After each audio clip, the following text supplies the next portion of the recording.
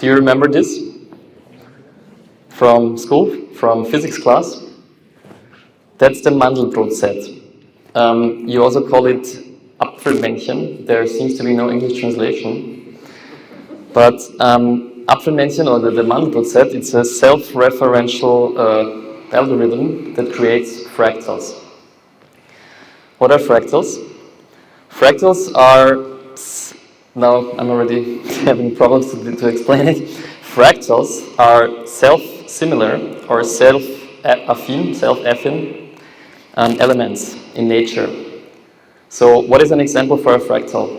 EFS as a company, a cell as a little form of EFS, a tree and a leaf, a mountain and a little rock, the desert and the beach.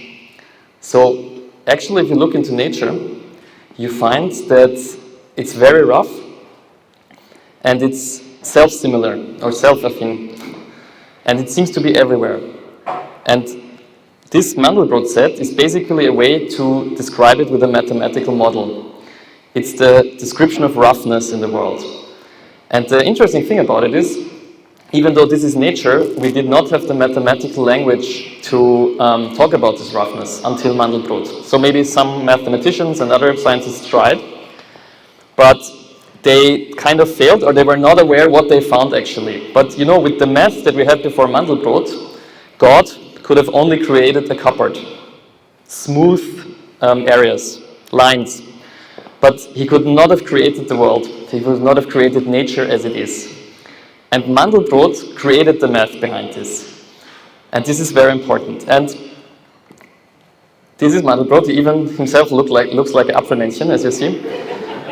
He was actually a big star in the 20th century because he was a very special scientist. He actually was not so much interested that his peers, other scientists, like his work. He was a very visual guy, like this Mandelbrot set and so on, and he was very known to the public actually. He really looked for a wide audience. And one other interesting aspect about him was that he did a lot research on a lot of different things. For example, on the financial markets. And he was, of course, often asked, how is it possible? You're a world-renowned scientist. Why would you do research on something so banal and evil and stupid like financial markets? This is really beyond you, you know? And he would say, data, a gold mine of data. So that's why I thought, actually he's right. This is a very interesting approach, as you know. Predicting the future or making yourself anti-fragile is what we and I'm trying to do here. So why not do it with the financial markets? Because this is a topic that many of you are interested in. So let's see what we can find out. So, today we're going to talk about what we learned from betting on the financial markets, especially considered the future. So, yeah.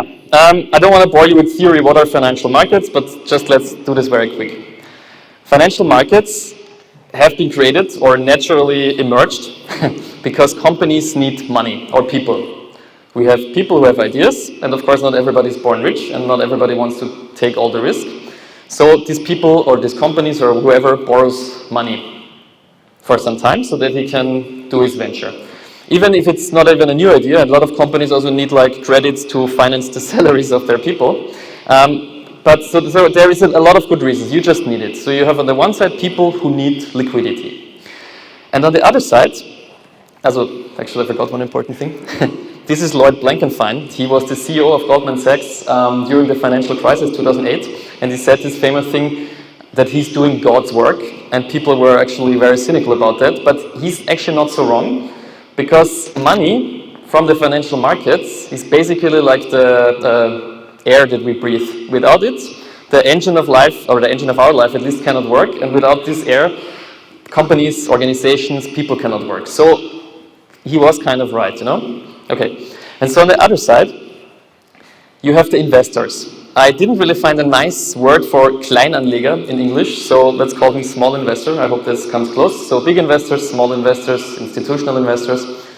And they actually, and now it gets interesting, so theoretically, actually investors are not looking to make, or it's not the most important thing, to make a big return. What they're actually looking for is risk mitigation. And even if you think about it, I mean, you followed it also, like when we in our company talk about we have to grow, we have to, actually we never say we need to earn more money. We just think we just have to grow because we don't want to die, basically. It's like development is the only way that we can do to mitigate risk, to be able to pay all the salaries and so on. So of course, companies are money-creating machines, but there is way more to it. So, and this is very interesting because I realized, wait a minute, this is anti-fragility theory. It's like you're not betting on getting rich, you are actually trying not to die. This is what the financial markets are doing for on investor side, you know.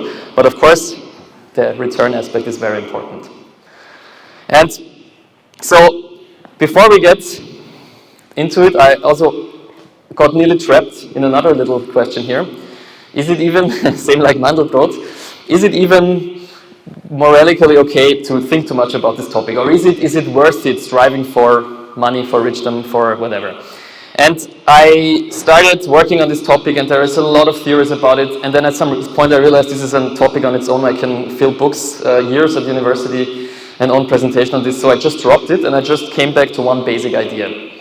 And the question is the other way around. Can we actually afford not to try to get rich? And I found an interesting thing, a thought construct, if this is the English translation for Gedankenexperiment, from Pascal, Blaise Pascal. He was a French philosopher. He's very important because he created existentialism. This is the philosophy where Jean-Paul Sartre then got famous, but he also was the first, or one of the first probabilistic thinkers. So he really influenced a lot of different schools of thought and science and philosophy. And he was also deeply religious. And he asked the question, should you actually believe in God? And he logically concluded that believing in God is the only thing that makes sense. So why? Why is that? So think of it. If you don't believe in God, what would happen? You die, there is no God, what did you win? You won some discussions. You can say then, wow, yeah, I won. But if you die and there is a God, what is happening to you? You will go to hell for all eternity. So this is a really asymmetric risk, you know? So it's either like, wow, yeah, I was right, or hell. So, and now let's do it the other way around. You believe in God, you die, okay, shit happens, but you were part of a community, you had some moral guidance from your religion, so maybe not so bad. You maybe lost some discussions, but maybe the community factor is better, I don't know, this is hard to say. But if you die and there is a God, you will go to heaven for all eternity. So this is anti-fragility. This is an event, a shock, a positive shock that happens to you, which has an explosive positive return. And I will not answer the question now, should we try to get rich? But I think it's kind of the same question. So think of it. If you don't try, what could happen to you? And if you try, what could happen to you? Okay. So, what are we going to do today, therefore? We're going to look at the financial markets, or strategies on the financial markets, to understand, is there a strategy that can predict the future, or let's say the other way around, is there a strategy that is anti-fragile, that is an insurance? We will look at three strategies. The first one is diversification. Second one is quality, so focus on quality. This is like value investing. And the third one is insurance, anti-fragility. I want to make two disclaimers here. First of all, obviously Mandelbrot checked the data, but I didn't. So I hope that what Mandelbrot and all the other people found, that they didn't make calculation mistakes. So I didn't check it, okay? I only read books. So it's my own thoughts mixed with my own confirmation bias from information that I looked for, mixed with people claiming that they analyzed large data sets. So let's hope they were right, okay? And the second disclaimer, I will not go too deep into actual strategies, but there will be one, and this strategy is massively risky and dangerous, or maybe not. This is actually the whole point here of the presentation. But if you fail and lose everything with this strategy, I did not tell you to do this, yeah? This is really your own problem, okay? Good. Actually, we don't have to go too deep into this. You know why you cannot predict the future. First of all, you don't know all the factors because everything that is too far away, the light has not reached you, so you don't have the information. Second of all, on the quantum level is the Heisenberg's uncertainty principle. You cannot really, you cannot pinpoint complementary characteristics of elements. Forget it. This one, the next one is very good, the unknown unknown. Only because you have no proof for something, it does not mean that the proof doesn't exist. This is a very nice phrase. I will say it in German. Die Abwesenheit eines Beweises ist kein Beweis für seine Abwesenheit. So there are things you can't know. And the next problem, we're living in a very complex, dynamic world. So there are two effects that we have to consider. The first one is the butterfly effect. Butterfly effect says, if you make a very little calculation mistake, or like it's mostly when your data sets have a decimal place, Nachkommastellenproblem, you can get wildly different results. So I will be do something very risky, and I will say the fact that we think we can predict the climate for 100 years is just ridiculous, but please forget it, don't tell this and where did I say this. And the other one is the hawk moth effect, which is very similar.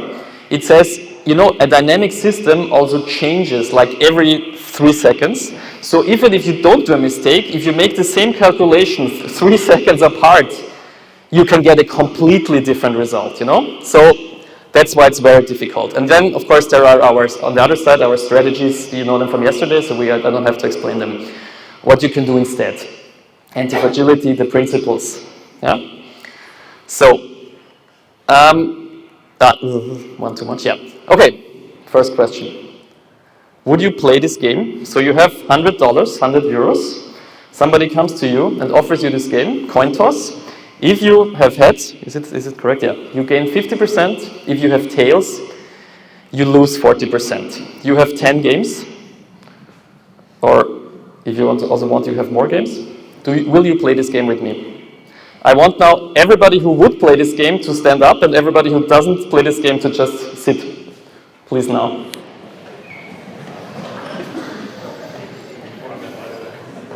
So, I'm not an AI that can count in 1 second, all of you, but I would say it's 2/3. Anybody agrees? 2/3 of people are playing this game. Okay, thank you.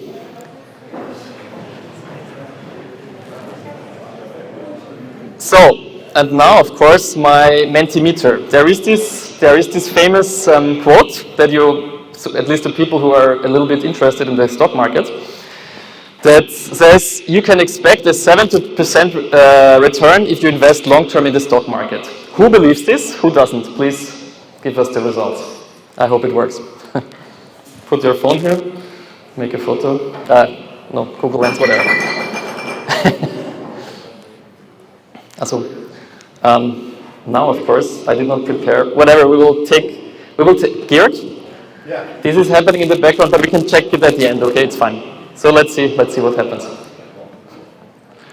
Maybe, yeah, everybody.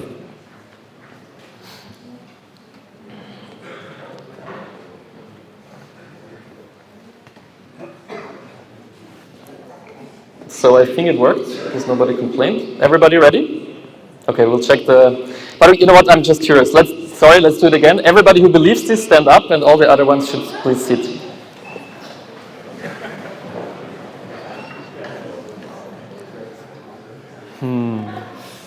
I think it's similar again. It's again even more than 2/3 now who believe this. Okay, thank you.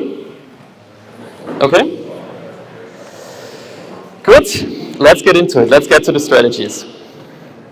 So, what I did, I present the strategy, and I also present the person behind that strategy, because I think there is an interesting aspect here. So the first one, his name is Andreas Beck. He is, I know him from YouTube, but he seems to be all his life, he worked in the financial markets. You know him. And he wrote a very interesting book, Erfolgreich wissenschaftlich investieren. And he is a diversification guy. He grew up in Germany, in the Bundesrepublik Deutschland. He made He learned a craft, but later he went to university to study philosophy and mathematics, and then he got a fund manager, and now he's a kind of a public figure. And he said, and so this is his life. He comes from a very good time in German history, you could say, after the Second World War, Wirtschaftswunder, stability, basically everything went up for a long time. So what does he believe about the world, if you try to aggregate it from his book? He thinks the global economy is an ultra-stable source of return. He thinks that financial crises lead to disruptions, but this disruption do not kill the system. He thinks that the internal profitability of the global economy is about 7%, so 7 to 10% in the long term. And he thinks the risk of fluctuations over time gets lower, so time in the market beats timing in the market, as you know. And even though single companies, single cells, single countries can fail, can go bankrupt, the whole system will never go bankrupt. So there is also a theory behind it. He didn't mention it in his book, but it's very famous. If you study finance, you all know about this. Some of you probably did. The modern portfolio theory, which says if the oil prices go down, and companies go bankrupt, I don't know what is not the other side, but go up. So he kind of believes in this. That's why the economy as a whole, or hopefully a company with the many cells as a whole, can actually not go bankrupt.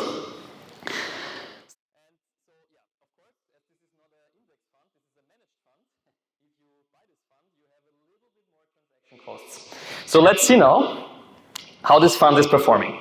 And I have to say one thing, it's a bit unfair because this fund is only 3 years old, so I don't really know if this is a long-term result here, but or how it will be in the future, as you know. But if we just look at these 3 years, we see that actually he was not outperforming an all-world or MSCI World ETF. So you basically paid more for somebody who had very good and smart arguments, but in the end the performance was less. So it's a typical thing, we anyway know this. If you have to pay financial advisors, you already lost. And Andreas Beck is a nice guy. He says it even. He says, diversify, diversify, diversify. Okay? So that was Beck. It's great, it's very easy to understand, it's very easy to apply. Let's go to quality. Warren Buffett. Warren Buffett, similar interesting case. Where did he grow up and when? In the United States. I think he was born in 1940 or something, whatever. So he also lived in the time where the American economy, where the America as a state was the global dominant power. This is the information he got as a kid. See, he came from a good family. His father was already working in the stock market, and he later even got elected into the Congress or something. So he was not like a guy who started from zero. He had a good social capital. But he really comes from a time when the US was at the top, at the peak alone. So again, very interesting, because if you look at his basic assumptions, you see the same thing again. He says, and I tried to aggregate this from whatever I got from him, so there might be more, but he says, actually, if you look at the strategy, the world is transparent. You can see value and quality. So if you are rational enough, and if you're thorough enough, you don't have to follow the herd. So he even says diversification is for idiots. He still says people that are not doing what I'm doing should still do it because it's better than nothing. But actually, it's for beginners. It's for people who don't know what they're doing. Okay? So he also says there are trustworthy, stable market participants. So there is a so-called homo economicus, so people who act rationally. And he also says he doesn't believe in the whole global economy, but he believes in the American economy. This is even a quote from him: never bet against the American economy. So let's take a look at his strategy. So I think you don't need to read this here, just up there. His strategy, he's very famous for one thing which is called value investing. Value investing basically means you try to understand the true value of a company, and then you wait till this company drops under this value. Very simple, like let's say a company owns a building. Let's say it's Japan, 1980 something. And you for some reason own a skyscraper in Japan. Then this skyscraper is as much worth as half of the US probably, property price, because this was the height of this. So if your stock price, let's say you do a lot of things, but your stock price drops, the whole market capitalization of your company drops below the value of this one skyscraper. Actually, you identify the value, They say, because if this company goes bankrupt, they just can sell their tower and then they will be rich again. So they cannot, so this is for an example, a hypothetical, but maybe also a real example because Japan was crazy back then.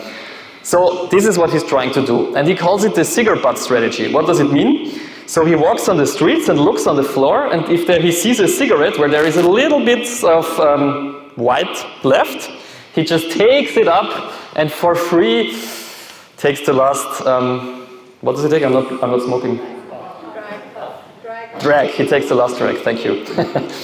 So, but this is not all. This is what he's famous for, but of course Warren Buffett is a little bit more complicated than that, and he had this guy, Charlie Munger, who died, by the way, 1 month ago at the age of 99 years, I think.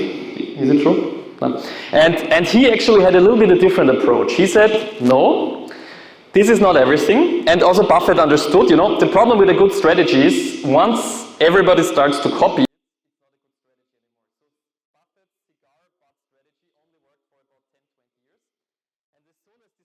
over, everybody in the market were doing it, so the market became fully efficient, so it didn't help anymore. So then came in Charlie Munger and said he also had other theories in his head, and they got big friends and they worked together for 50 years or something. And he said, no, the true value of a company is not in the numbers, you will love to hear this, it's in the people. So you have to find out about the people in this company. Go and talk to the managers, listen to the Gerüchte? The gossip, thank you. The rumors, the gossip, find out how these people are, and so on. And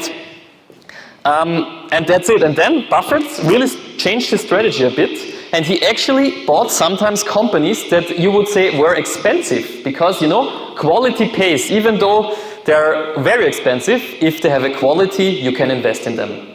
And so it went on. And you know what is very interesting? Buffett has now around, also some people will know it better than me, but let's say about 100 billion. And Munger died with 3 billion. And you ask yourself, they worked together for 50 years. How is this possible? Well, it turns out that if the Buffett just started a bit earlier, and this makes a big difference in the end. So, but we will get back to that. So just that you know, Munger died poor, so poor guy, yeah, 3 billion. Okay. So again, quick evaluation. Yeah. Warren Buffett seems to be when you ask ChatGPT, when you ask Google, he is always there. Like in all these lists, he's considered to be the greatest and biggest investor of all time. So much for that. So it seems to work, maybe. Good. And now, the third strategy, insurance, anti-fragility. So there is a guy called Nicholas Nassim Taleb. He's from Lebanon. And this is very interesting now. Listen to this. Lebanon is a failed state. This is not like the world that we live in. You know, Austria is a little bit like US and Germany. We think the world is stable. But Nassim Taleb comes from Lebanon, and you know Lebanon, even though the state as such didn't exist for a long time, before it was the Ottoman Empire, and then it was another empire, I don't know. But the point is, this is the center of human civilization. So basically, this country, or this area there, this county, exists for 6,000 to 10,000 years. Some of the oldest cities in the world, Byblos, the city right outside of Beirut, is 8,000 years old. So you imagine, for 8,000 years, you can go to the same fish restaurant at the corner. And he comes from there. And so this guy comes from a stable world. You know, they were already having civilization when we ate stones, basically. Okay, and so and of course, it's a bit an illusion, because also Beirut was destroyed many times in history, like other cities, but it rebuilt. It's anti-fragile, so to say. So he was a kid during the Lebanese civil war. The history is whatever, forget the history. The point is, he sat in the basement while outside a war was happening for 15 years and basically destroyed the country. So he did not learn what Warren Buffett learned, or what Beck learned, or what we learned here in this room, that everything is so stable and so safe. He saw that the world can just collapse. Everything you know, you love, can just collapse, you know? And you know, there was this explosion in the Beirut harbor 2 years ago. This is like a fractal, you could say, of the state failure of the country. So this state is simply not working anymore. It's over. So what did he do? He moved to the US. He as a kid, he read a lot of books, and then he studied economy and then mathematics and so on. And he basically came with a completely different view there, and he was shocked, you know. He went to university, and somebody taught him something like this market portfolio theory, and he said, this bullshit, this cannot be right. This is really not how the world works, you know. And imagine, so it didn't seem logical to him after his experience. So he founded. He had a strategy, which I will tell you. He founded a hedge fund actually, with a colleague called Mark Spitznagel, this guy up there. And we will get into it, what it means. But then he reached a point which he called fuck you money. So Nassim Taleb is interesting because he could stop, he had enough, you know. There are these other guys who never stop, they just go on, but Nassim Taleb had enough because he said, actually, I don't want to be a money manager, a trader. I want to be a scholar, I want to be a philosopher or something. And then he started writing books. And he, of course, read Mandelbrot. And Mandelbrot, basically, all the maths describing how the world works is already in Mandelbrot. But Taleb added something. He described, actually, because Mandelbrot even writes on the first page of his book, I'm sorry, this just helps you to understand how the world works, but I have no idea what to do against it. But Taleb has an idea what to do against it. And so he first wrote The Black Swan, which was a black swan itself, because it was a supermassive success. And then he wrote Anti-Fragility, which I believe is the peak of everything I ever read in my life. And then he wrote Skin in the Game. And actually, these books are like fractals. You can read a chapter from one book, another one from the next book. It's the same idea, but thought from every possible perspective. Financial market, health, career, love life, it doesn't matter. It's a philosophy of everything. And it's built fractally. And also his colleague Spitznagel also wrote the book. This is a very technical book. So you remember the bet that you did with the coin costs? It's basically a whole book only about these coin costs. So it was very technical and very hard to understand because it's very mathematical, but I gave it a try and I learned a lot of interesting things from there. And what I want to say is, Beck is easy to read and easy to apply. Buffett, very easy to understand and read, but incredibly hard to apply. So even if you know what he does, it's so much work, you need such a long breath, as we say in German, to do this. And now we get to Taleb, and Taleb is exactly the opposite. It's super hard to understand what he actually means, that's why you need to read 5 or more books. But once you understand it, it's super easy to apply, because he says basically positive biases. Have your principles, apply them, don't think too much about them. So the way how we build EFS with principles, not with strategies, you know, and the way how anti-fragility works. Okay, and now let's get into it. And I really hope I can pull this off in English now. So, you cannot predict the future. I'm sorry, you cannot hear this phrase anymore. It totally comes out of my mouth all the time. But the first thing is this induction problem. The absence of a proof is not the proof for its absence. So you cannot know that the sun is going to set tomorrow. I mean, we think so. We can say there is a 99.99% probability because we know how the planet system works and our sun is not a white dwarf yet. But you know, what if tomorrow some alien race decides they want to harvest the energy of our sun and they don't care because we are like ants to them, like bugs, you know? And you simply cannot know it. And there's also no point in being anti-fragile. This is like something that would eat us up, you know? We have no chance. And you know, you remember the turkey problem? It's the same thing. The turkey is being fed, being kept safe, warm, and he collects this data that the world is great, and never does he more believe in that the world is good than the night before Thanksgiving, as this is the longest time collecting this data, and you know what happens on the next day. So black swans have one feature. Even though it's for you a black swan, it's not necessarily a black swan for somebody else. So the aliens that are harvesting the energy of our sun, or the butcher that takes the turkey, or whatever happens to us tomorrow, they actually know what they're doing. And there is tons of examples, but it's this typical thing. You know, you tried, you think you calculated everything, you put all the factors inside, you did everything. And then suddenly the market makes a move, and then you say, yeah, okay, I knew it. I mean, who could have expected that this would happen? And it's very weird, because there are some really crazy examples. If you look like, for example, terrorist attacks, actually, we know that before terrorist attacks, there are often these weird bets that people betting against the indexes. It happened on 9/11. The weirdest case was this attack on the Borussia Dortmund bus, the team bus. So they even found the guy, because this was a super weird bet. That he bet against the share of Borussia Dortmund, and the platform where he did this told the police, and then it really turned out to be this guy. So really crazy.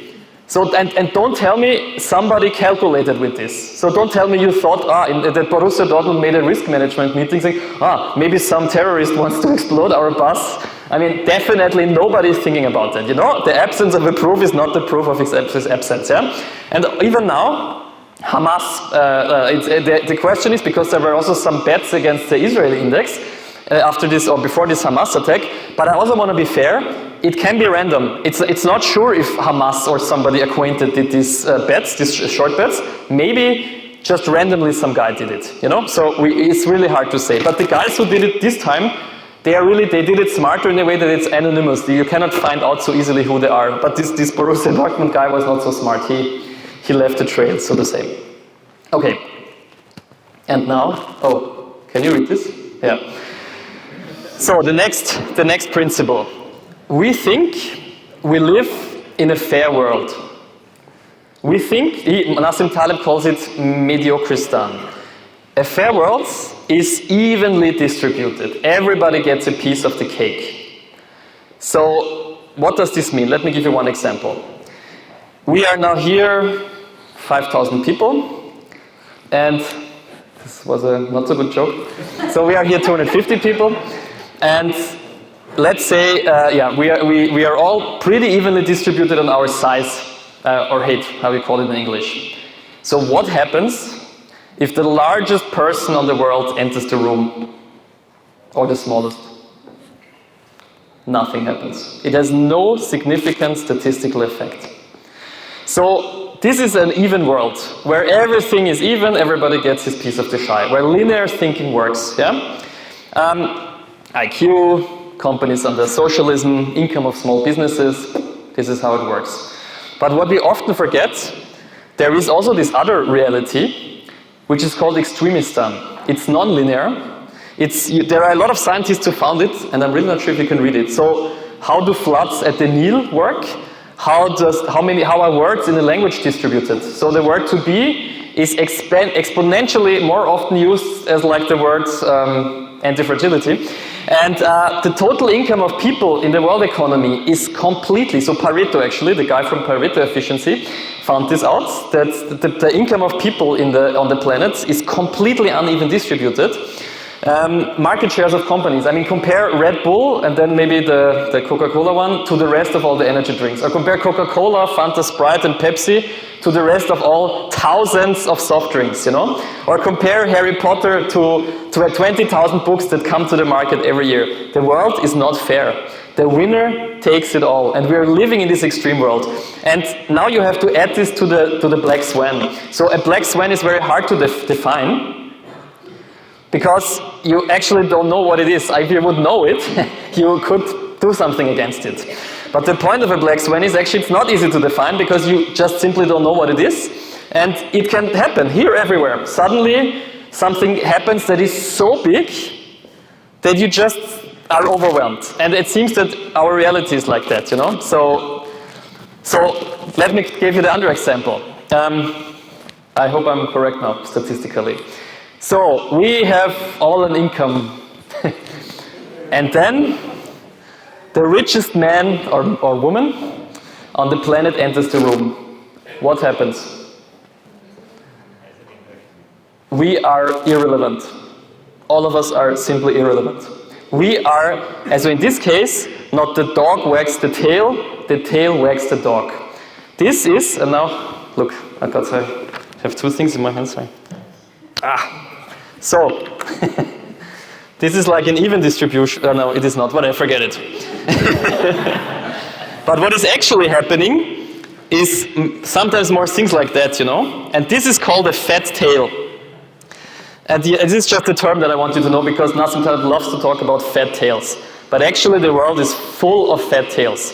Little things or big things that you cannot predict that have a massive impact on you, okay? So, let's look at the markets.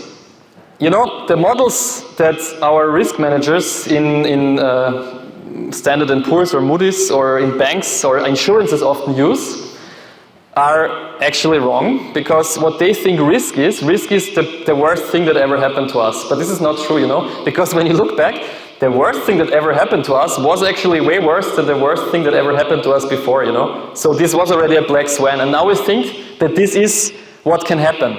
So this is how we built the wall in Fukushima, or this is how we try to save money, or but it's not working like this, you know. When the shock comes, like 2 years ago in Germany, these floods in this one valley, this was incredible, right? There was houses swimming away, and this was really crazy stuff, you know? And so if you look at the financial markets, basically the same thing is happening. There is some quotes here, like Taleb says, half of the profits, this was in Black Swan, written 2007, before 2008, very interesting. Half of the profits of the financial markets in the last 50 years occurred in the 10 most extreme days. So basically, what you build up over 25 years can disappear in 1 hour or in 1 day. But, of course, it's also the other way around. If you, for some reason, buy in that dip, no point in trying to find out what is the strategy, blah, blah, blah, it just goes up. So, I think some of you love Bitcoin. This is basically such a black swan. So, I would be very interested now, let's do it again. What do we do now? So everybody who invested in Bitcoin and made a profit, please raise your hands. Okay, not so bad. Everybody who invested in Bitcoin and made no profit, or at least no loss. See, the interesting thing about finding out about losses is that nobody likes to talk about them. So Nassim Taleb and Mandelbrot even think that these losses that we see, they're not even the true ones, because nobody wants to tell you about the real losses. So this might be way worse, actually, the losses that are going on. And let me stop this one with a quote from Lenin. Lenin, it's not clear if Lenin really said this, but he said, there are decades where nothing happens, and then there are days where decades happen. So the point is, if you look at this worldview, that whatever you try to do, one little coin toss, one killer, one psychopathic killer entering your petrol station in the middle of fucking nowhere, and it is over. But as I said, don't be too sad, it can also be the other way around. There are positive black swans too, yeah? So, and now comes the really, sorry. Actually I wanted to say this. And so, whatever, let's go on. So, and then there is a third principle. And this is even the most shocking one now. It's called ergodicity. Ergodicität. It's a really crazy word. So, what is ergodicität? It's actually a concept from physics. And it says that a physical system in physics, will reach every possible state. Okay? So, what does that mean? So, you know, we like to take the S-curve. So, you are being born. You have a long period of very slow growth, then comes the exponential period, and then saturation, maturation, and then maybe death, yeah? So this is ergosity. So how do you calculate the average of this? The average is a so-called, it's a arithmetic average. You see the formula, x plus tan is 2xn through all the steps. So what do you see? It's something like this. I hope. And you will say, yeah, Ralph, what are you telling me? I know about that. I mean, come on. But the problem with this is, you are not ergodic. You're not ergodic, you know, because first of all, these are not the fractals, you know, if you zoom out, if you zoom in, Mandelbrot found this. So actually it's more like this. And sometimes like this and this. And what is also happening is you start here, and then maybe you end here, you know? So, see? So there is a guy who tries to tell you that the financial markets produce like an inherent return of 8.8%. But the problem is this is not your probability. This is the probability of the market. It's not yours, you know? So, you don't have an ensemble probability. You have a time probability. You have one path. It's not like Schrödinger's demon, you know, the cat in the box. The cat in the box has all possible physical states at once, but you're not the cat in the box. You have one life, one path, one time path, And even though the world is getting better, macro, for you, it might be the end. You might go bankrupt. You might have a ruin. Because, actually, you're using the wrong math. Even though if you say, no, Ralph, come on, I knew this. But you're using the wrong math. Or you're not checking if somebody gives you this math, that actually they are betraying you. And they don't even know. They don't even know. I will show you. Because you have to use the geometric average. What is the difference between arithmetic and geometric average? Plus calculation. So A plus B is B plus A. But this is not how the world works. Because in reality, A times B is not B times A. Because if B is already 0, it's over. Or if B is -1, you're completely somewhere else. Like if it depends how you calculate it, you know. So if you, and this is very important. So you have to, when somebody, what you're doing, you're going in the casino or you're playing on the financial markets, and you have only your one path, and you have only actually you should calculate your average geometrically. And what you see, what is happening, especially in the casino, maybe not on the financial market, if you stop, if you start here and stop here. But in the casino, the longer you play, the higher the probability that you lose everything. Even though 20 times in a row you were winning, you will lose at some point. And this is very interesting because the casino and the system doesn't care. The average is there, you know? So you play and play and play, and the average goes up. But you know? So, and now you will say, let's go to the next slide. Now you'll say, okay, I will play. A lot of people said they would play this game. Because this doesn't seem to be so bad. No, it doesn't seem to be so bad, right? 40-50 up, 40 down, 50-50 chance. You know, it's 50-50. In the long term, you can again say, okay, in the long term we know the system goes up, but maybe I lose, maybe I win, but it's 50-50. I mean, I cannot do more than 50-50. But I have I have bad news for you guys. So first I thought, let's make a whole big coin toss game all together here in the company, but then I was too lazy, and I thought, AI, you know. So I asked ChatGPT to produce me 100 coin toss games, 10 games in a row, 100 people. It was really cool. And then I took this data, put it in an Excel. Later I thought, actually, maybe ChatGPT could have also provided me with a chart, but whatever, I forgot. And then this came out. So this is, by the way, called, if you want to be cool, a random walk. Mathematicians do that. And if you look at this, what do you see here? It's pretty interesting. So you start with 100, you start with 100 euros, and you have these odds, and 2/3 of you thought, or even more, that this is a good game and you played this game with me. But as you see, more than 50% of you lost. More than 50%. So it's not 50-50.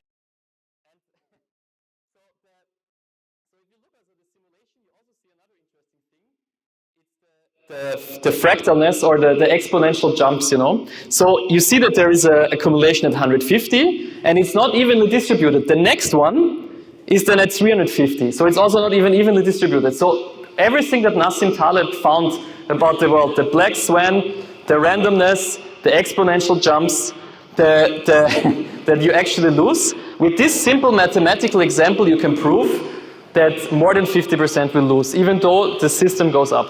That's really crazy. And if you play this on, these were just 10 games, if you play this on, the winners, they get incredibly high. You know, the winners are Jeff Bezos and Warren Buffett and Elon Musk. But it's not fair. It's not a fair distribution. The winners have a larger portion than the losers. So this is the world you live in, according to Nassim Taleb. And careful, this is of course a model. We can still say it's not fully reality, so let me show you. Of course, if you do this in reality, geometrical, as if you calculate this, you see, in reality, you're not playing $100, 100 euros, and that's it. You're paying every month, you know. You have a Sparplan, a savings plan. But what you can see, you are path dependent. Even though if averagely it goes 8.8% up, if it's in some years a little bit lower, in some years a little bit higher, big differences arise, you know. So in this case, if you pay 500 euro for an ETF for 30 years, and you have first 5 and then 15, and then you do the opposite one, you see that there is an end result difference of 250,000 euros, or, and this is actually the spectacular number, 40 times your annual savings rate. So you are really not able to control this, you know? This has nothing to do with a good strategy. So, what is Nassim Taleb's strategy then against this? As you know, anti-fragility. So here comes the, the part where you should listen and also should not listen maybe. So what he is doing, you know, you should buy the dip, so when it's the lowest point. But turns out you have no idea when the dip is, you know. Like looking backward, you always say, yeah, here I should have bought. But in reality, it's not like that. You are standing at the edge. So you cannot bet on a moment in time. What you have to bet is on the volatility itself. You don't know when something happens, but you know that something is going to happen. So he he's betting on the movement. How is he doing that? By buying insurance. Insurance means, metaphorically speaking, what he's actually buying is options. So how does an option work? For those of you who didn't study this or do this, an option is you buy the right to sell or buy something in the future for a certain price, and what you hope is when you buy the right to buy it, that it's actually more expensive in reality. So you bet that the Coca-Cola share is, you buy the right to buy the Coca-Cola share for 20 euro, and of course if it at that moment costs 40 euro, you made a big win. If it went the other way around, you know, you get the point. So he buys put options. So he says, I buy the right to sell an option, let's say on the S&P 500 index, at this moment in time. So I say this index option will cost whatever 20 euro, and then he hopes that the index falls down, of course, on 5 euro. Then he makes these gains. And now you will say, yeah, but that's crazy. But the weird thing about this is that look, here you see the performance of an exemplary option portfolio over 57 years. One important thing to understand options. If the option is not in your favor, that's why it's called an option, you don't have to sell it. So it's not like you don't lose the money. You buy it for 5 cents. What you want happens, you sell it or buy it. If this doesn't happen, you just lost your 5 cents, you know.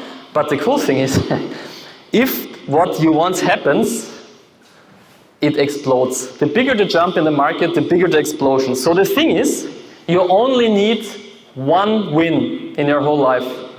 It's like the lottery. But you could say it's a little bit more probable than the lottery, because if you bet against the index, the index is jumping every now and then, you know. Winning the lottery ticket has way lower odds.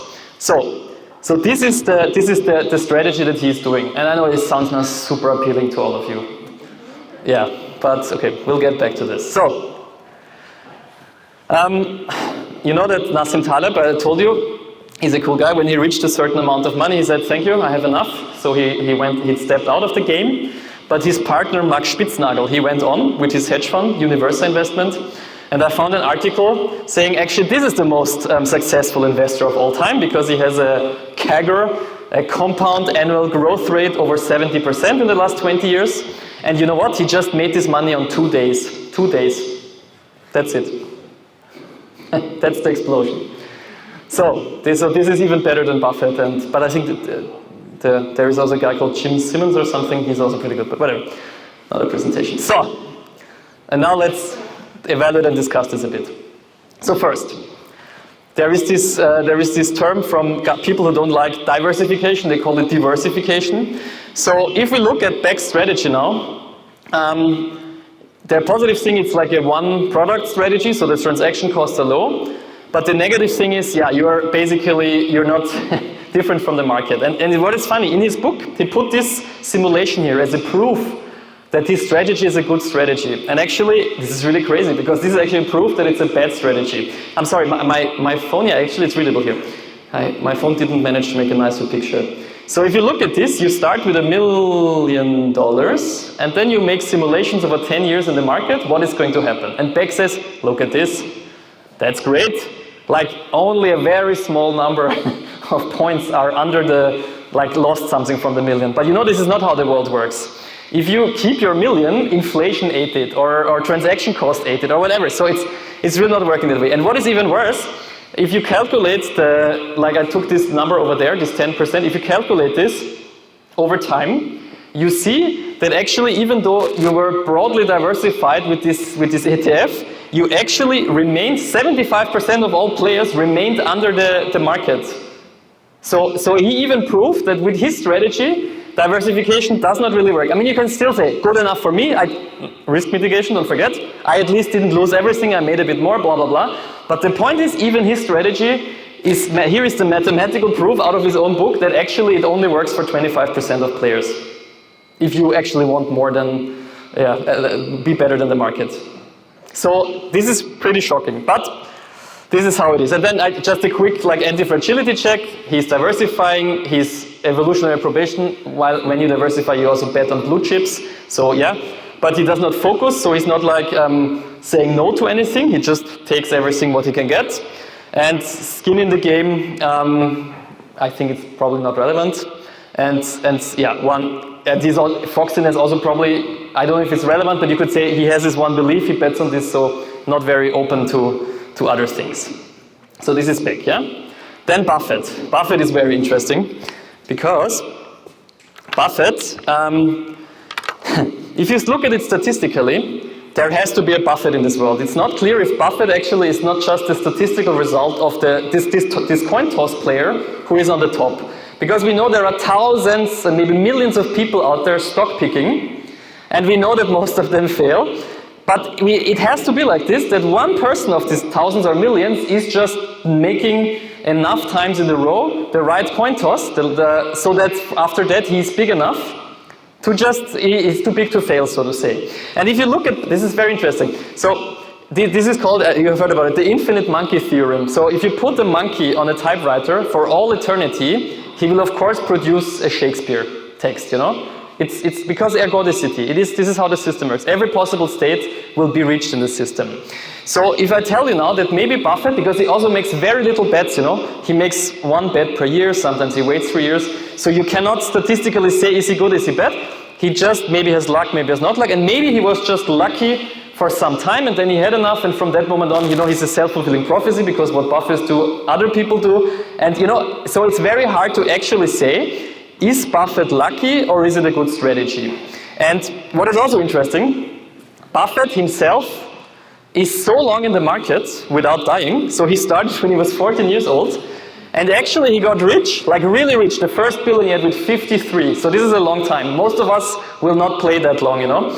And so he reached actually ergodicity. He is his own casino. He is so long that he has slowly getting an arithmetic average in his game. He's going away from what we are doing, you know? So he's not path dependent anymore.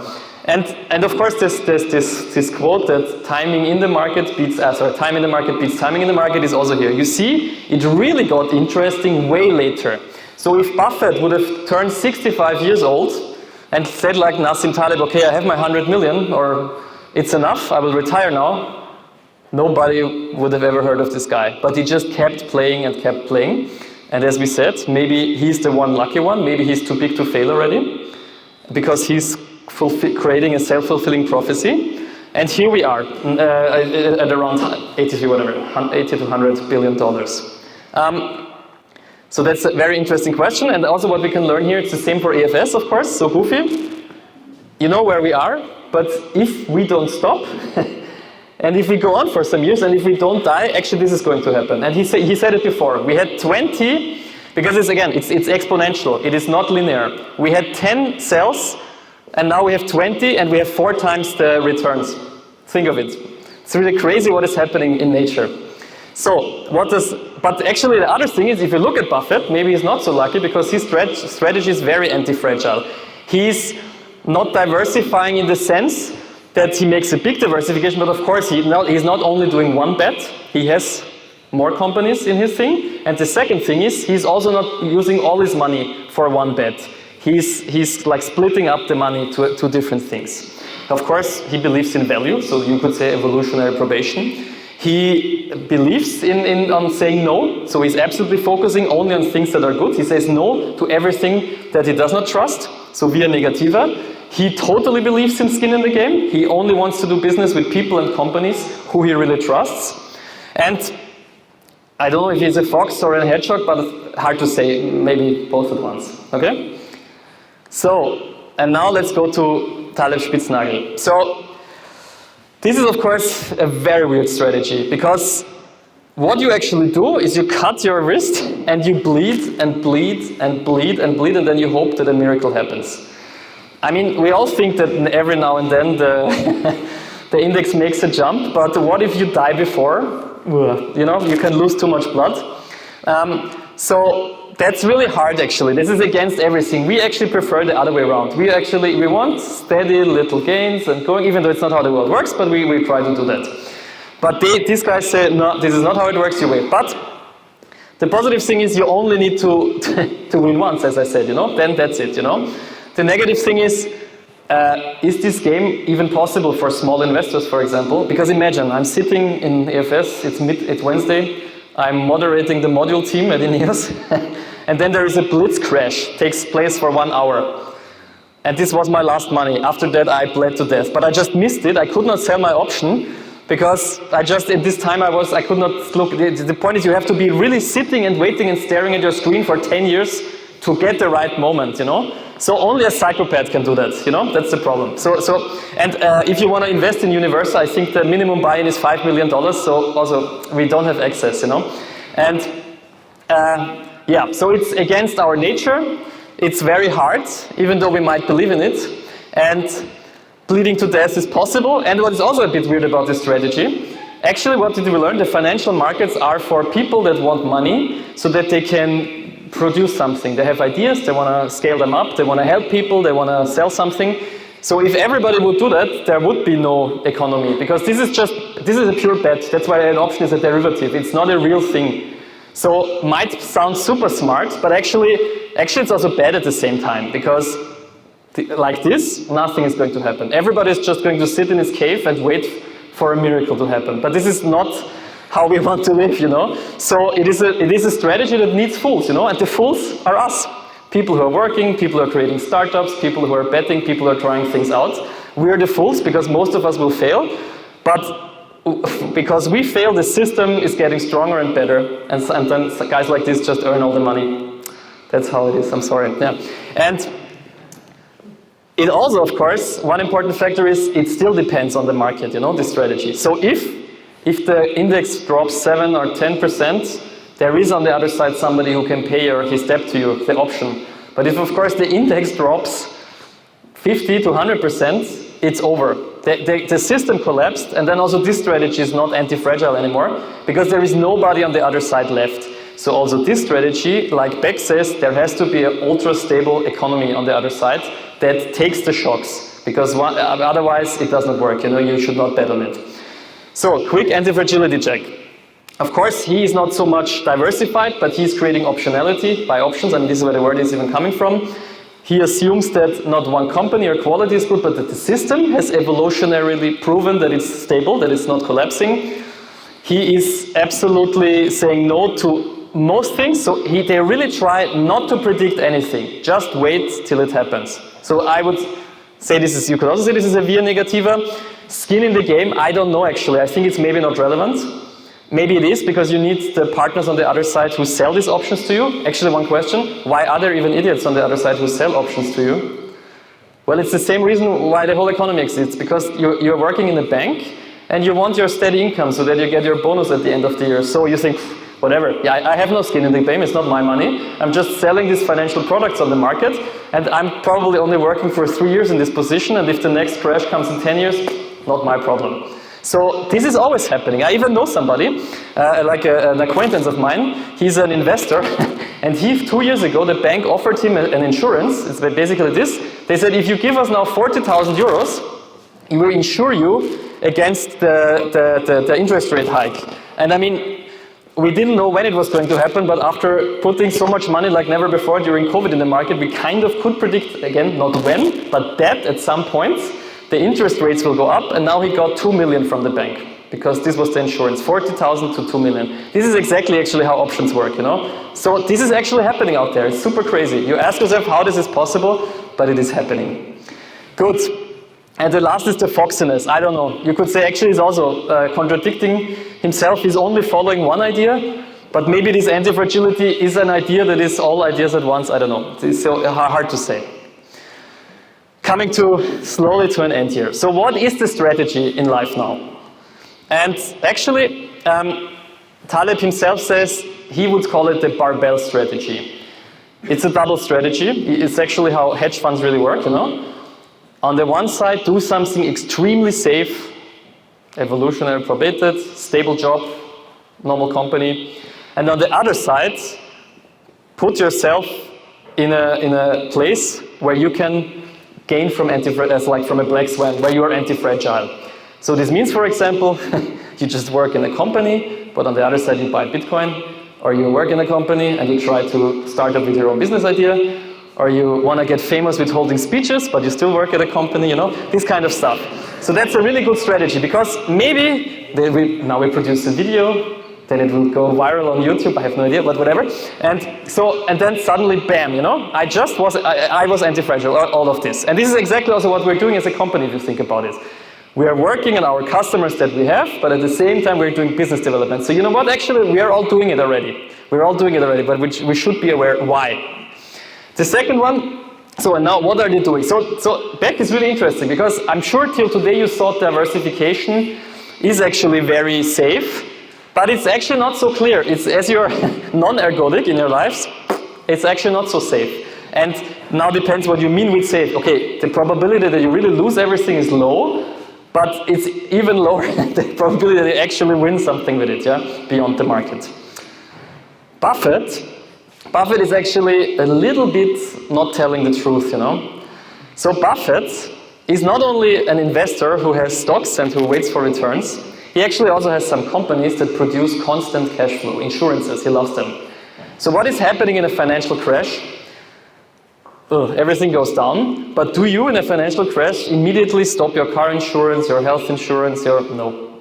So the insurance income is very stable and goes on, and then Buffett has loads of cash on his hands to just buy shares cheap on the market. So much for value investing, or it's the humans. He just is anti-fragile, you know. He put himself in an anti-fragile position. And our guys from the tail risk hedging, Spitznagel and Taleb, they anyway also say, I mean, they are basically only doing that, but to their customers they say, of course, only take a small fraction of your portfolio and put it in this tail risk strategy, and with the rest do diversification or any other strategy. So balance it out. So the point is actually never lose, always stay liquid. Always stay liquid. That's it. That's the simple trick. If you're liquid, always liquid, then you're ready for everything. It's not as easy as it sounds, but then again, it's very simple, and it's a good thing. And so now I want to end on a philosophical notion. I realized one thing by reading about this anti-fragility. This is now very constructed, because what is a conservative anyways, or the other a progressive? But let me just be very cliche here. So conservatives don't believe in evolution. But funny enough is that actually evolution believes in conservatives. Because conservatives are people that had a new idea 100 years ago, 50 years ago, and then they stick with it. They were hedgehogs. And this idea, for some reason, this was the one idea. The one book that we will read in 20 years, 20,000 new books this year, and one book will remain. And they survived. And if they survived with this idea for 20 years, then they will, as you know, survive another 20 years. While all new ideas, or all new books, will disappear, or all, 99.9%, because the world is unfair. So they tend the garden, they save money, they have weapons. This is a very good uncorrelated asset class. This makes you very anti-fragile in case something happens. They believe in God. They believe more in the family, because this is skin in the game. Believing in the government is not skin in the game. You cannot trust a person that you don't know personally. This is an asymmetric risk. And they only do things which are really proven. So we know the world is not getting better in that way. You need the fools. You need the fools in the markets. Trying new things, being creative, having humor, you know. Try and error, doing ventures, doing businesses. Be non-ergodic for the greater ergodicity of everybody. And the conservatives, they are really not idiots. They just outsource this to the progressives, you know. So they have a way higher probability of survival, but of course their life is way more boring. So it's your decision that you have to make. Okay, thank you very much. I hope.